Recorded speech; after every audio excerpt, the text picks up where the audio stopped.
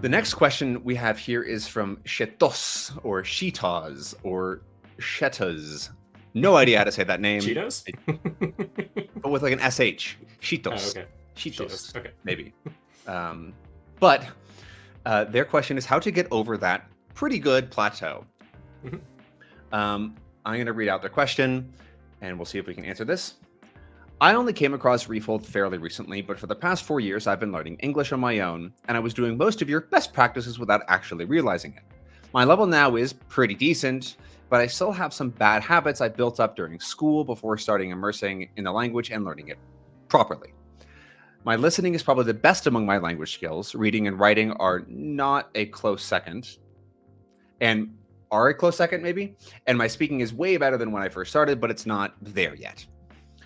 They can open a random English video and understand at 98% plus as long as it's in an accent that they've learned before. They haven't read a ton, but they can do academic. They read in academic things for their studies. ChatGPT rates them as being sort of B2 C1 in writing. They make a lot of typos, and they feel like it's part of not reading enough, and they sort of feel a bit embarrassed about that.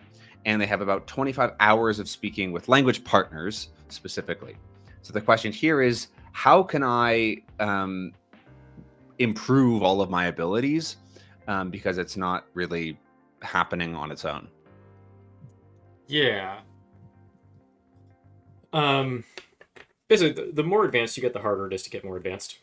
Yep. It's definitely an exponential curve and not linear. So when you look at a lot of the standardized tests for language learning, they basically each incremental level essentially doubles the amount that you need to know about the language.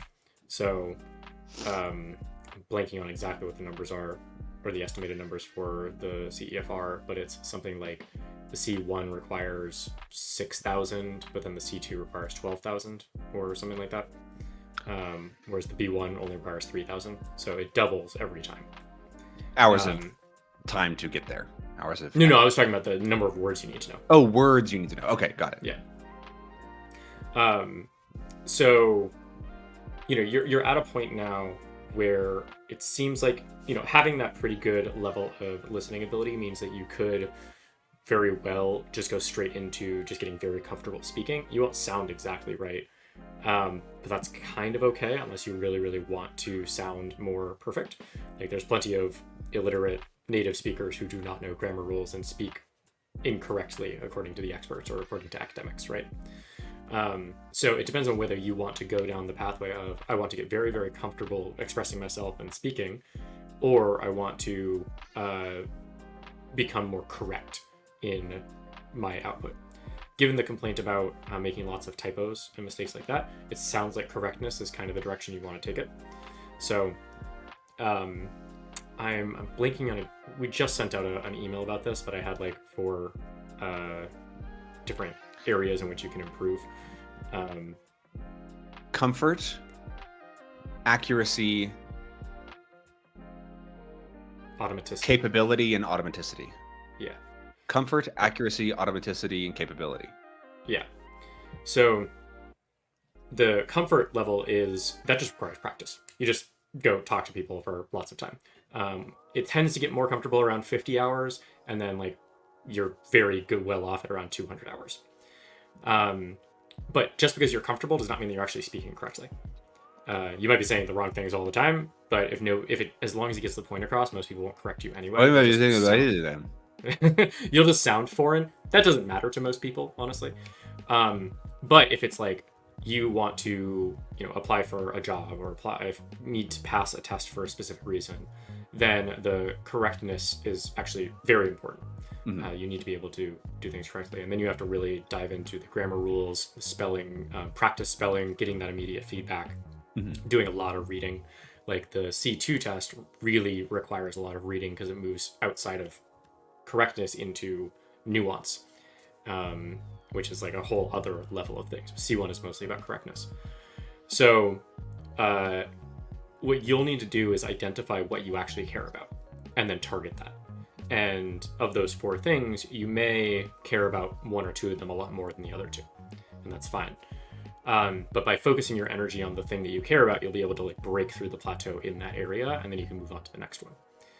If you don't want to do all four all at once. And just to explain what they are.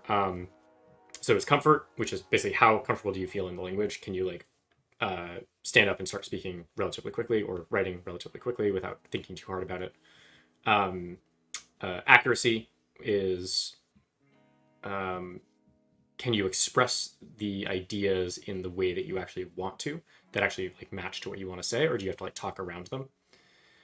Correctness is do you use the correct grammar and correct phrasings that natives would. And then automaticity is can you do all those things without thinking? How immediate are they to you? Accuracy is one of the most... Oh, sorry. Accuracy to me is one of the most interesting ones because I think a lot of people don't realize how difficult it can be to say very specific things. Like if there was a native speaker in the room with you and you were trying to get them to like touch a very specific thing in that room, how easy or hard would that be? Because it's actually a very difficult exercise if you don't know like very specific words or directions and how to express that. No, it's slightly to the left of the blue cup or whatever, something like that, where there's a very specific thing that you're trying to explain, and trying to do that automatically and comfortably is a huge, huge barrier. So yeah, I think accuracy is probably the hardest one. Like comfort, you can do just through repetition. Automaticity, you can do mostly through repetition. I keep blanking. You said comfort, automaticity, accuracy. Accuracy is the one that What's you the can other C? do through. This is a relatively new set of ideas that Yeah. we've come up with internally, which is why I don't have them like memorized. The accuracy one is the one that I think is actually the most difficult and the one that is actually tested most aggressively by the C2, where it's like really focused on can you express this specific idea in a very specific way.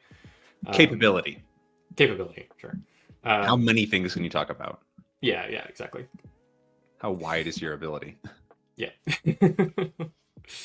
So we need to do more explanation and thinking about those four things. I do think it's a really valuable tool set, but it is a relatively new one that we just came up with like in the past month or two. It's also got a fantastic acronym. Kaka. Great. Okay. Well, thank you for the Maybe we question. change that. No, I like it. Great question. Yeah, we'll flesh this out a bit more, but it's basically just trying to focus on the things that you actually want to get good at and buckling down and actually working on them. It's really easy to be comfortable and just do things that you are already good at, like turning on a video and listening more. But sometimes you actually have to sit down and practice your speaking, practice your automaticity, practice your accuracy, all these things. So that's the advice, I guess. That is the core advice is don't get complacent. Don't say pretty good is good enough. If you actually want to be better, then keep working, and it should feel like work. Like it is hard. If you're doing something hard, it's probably improving your ability.